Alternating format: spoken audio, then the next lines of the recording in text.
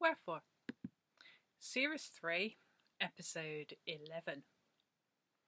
A map is made. The quest begins in earnest to identify the perfect Cotswold field. The Hypothetical Gentlemen Sauntering Association starts by ruling out fields that definitely don't fit the bill, much as they all love wine. The vineyard fields are instantly disqualified. No one will be surprised to learn that several Pitchcombe fields are also quickly ruled out. The one that goes uphill forever, and the one next to it that only seems to go uphill forever. The perfect Cotswold field is clearly on the side of a hill.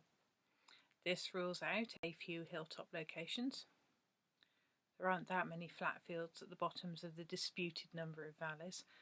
Clearly what's in Stonehouse doesn't count because it isn't embraced by hills and therefore isn't a valley, just the bottom of the hill.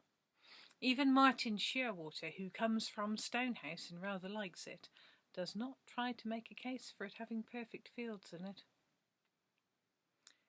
The entirely dry fields are almost ruled out, but the question is, how close does the water need to be? Does it count if you can hear or see water from the field? Perhaps it does. Equally, does the archaeological feature have to be in the field, or is it good enough to be able to see it?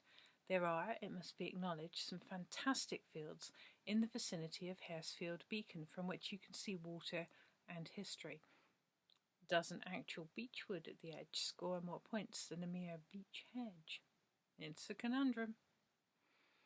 The consideration of what you can see from the field raises other issues. Are there houses? Bits of industry? Is the view quaint and charming? How much modernity can the perfect Cotswold field tolerate? Proximity to roads has to be an issue. There are places around Stroud where you can't hear the traffic much at all, and surely these have greater perfection than anywhere subject to sound pollution. Can a field be perfect if no one is allowed to walk through it? And yet, how can the perfection of a field be protected if anyone and everything can walk through it? What, you may wonder, is Winklepicker even thinking in launching this quest for the perfect field? Winklepicker has a theory, and it has everything to do with the long-deceased Wizard Winston, whose heroic efforts to see off invading cockwombles was the basis for the Stroud Five Valleys walk.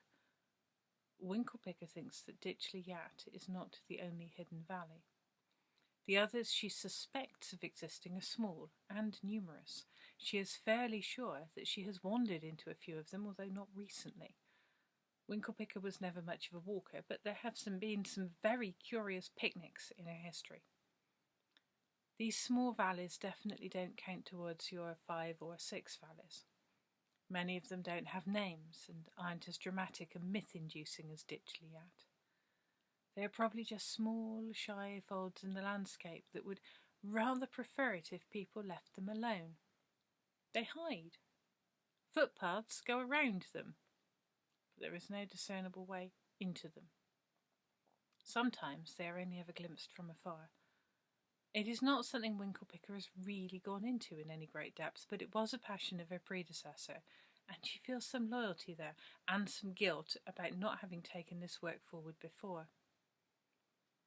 One of the key questions is whether these little valleys are hiding themselves as individual projects, or whether someone, Winston in the past, is doing it as a grand project, or whether the very existence of these valleys is a hallucination brought on by over-enthusiasm for magic mushrooms. Winklepicker isn't entirely sure.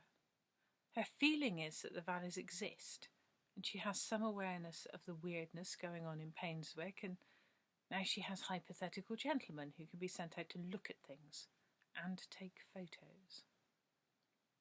Walking appears to be key, or any other low-speed approach. Horses and bikes may well be able to gain access too. The valleys that might or might not exist do not have any roads. As far as Winklepicker can make out, if they exist and are hiding, what they are mostly trying to hide from is the 21st century. Cars, roads, developers. She doesn't blame them, if that's the size of it, and she certainly isn't going to open them up for exploitation. She'd just like to know what's going on. She would also rather like to retire to a cottage, off-grid, in a hidden valley. At least some of the time. The rest of the time she remembers that she doesn't like walking, hates Wellington boots, despises muddy tracks, and is unfond of cows. But still, a bit of peace and quiet would be nice, a bit of unavailability. Running Stroud is a full-time job at the best of times, and these are not the best of times, and she is increasingly aware that she is not, in fact, running Stroud. It's been a tough year, with almost no festivals and endless Zoom meetings and miserable uncertainty. Winklepicker spends a lot of time thinking about replacing herself and getting out of the wizarding business. This is not how things are usually done. Once wizards have established themselves in positions of power, they seldom let them go without a fight. Often that's a fight to the death. Power is what most wizards live for, and up until very recently, Winklepicker would have gleefully identified as being just that sort of wizard. It's hard to say what exactly has changed, but something definitely has. Winklepicker pictures herself in a rocking chair with a massive teapot on hand, and assorted brilliant but deferential young wizards turning up intermittently with charming gifts and requests for guidance. She likes the idea of having a hand in things, but not having to do so much bloody work all the time.